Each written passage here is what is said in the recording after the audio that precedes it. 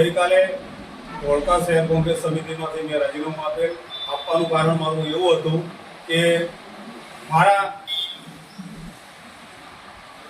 Commitment આપેલા ઉમેદવારોને અને સક્ષમ ઉમેદવારોને મેન્ડેટ ના મળતા મેં મારું રાજીનામું આપેલ છે અને મેં જિલ્લા પ્રમુખે એનો સ્વીકાર કરેલ છે.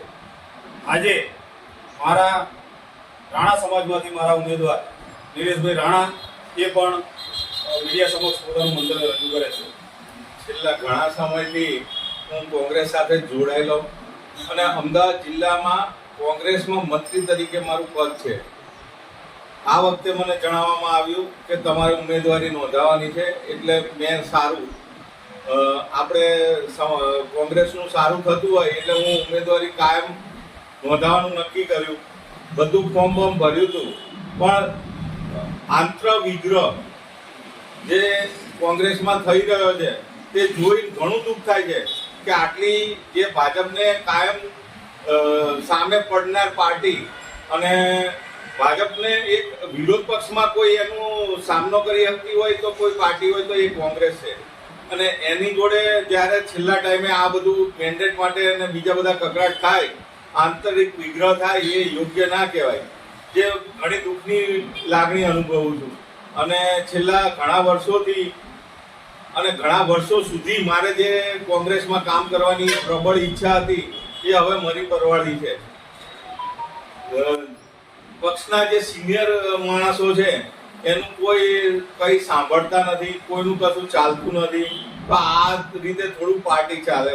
એટલે હું અમદાવાદ જિલ્લા કોંગ્રેસ મંત્રી નિલેશભાઈ રાણા આજના દિવસે હું મારું રાજીનામું આપું છું કોંગ્રેસમાંથી અને મારું મેન્ડેટ પાછું લેવાનું મેં નક્કી કર્યું છે. હવે મારે કોઈ રહેવું નથી કોંગ્રેસમાં અને મારે ચૂંટણી લડવી નથી.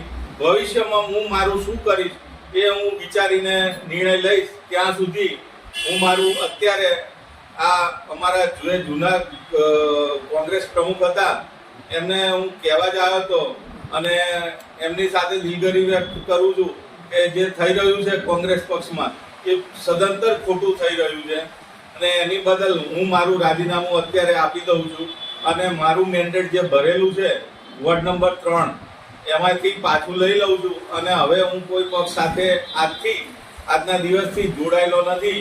એ સર્વે જનતાને જાણ થાય અને નમ્ર અપીલ છે કે ભવિષ્યમાં હું શું કરીશ એને માટે અત્યારે કંઈ વિચારસરણી નથી. પણ હું કોંગ્રેસમાં આજે અમદાવાદ જિલ્લા કોંગ્રેસ મંત્રી તરીકે રાજીનામું આપું છું અને મારું મેન્ડેટ વોર્ડ નંબર 3માં પાછો લેવાનો મેં નિર્ણય લીધો છે. એ મારા ખ્યાલથી યોગ્ય છે. પછી કોંગ્રેસનું અત્યારે કોઈ ભવિષ્ય દેખાતું નથી એટલે હું મારું રાજીનામું આપું છું. हम दिखाएंगे सच्चाई की खबर चैनल को लाइक कीजिए, सब्सक्राइब कीजिए और हमारे साथ जुड़े रहिए.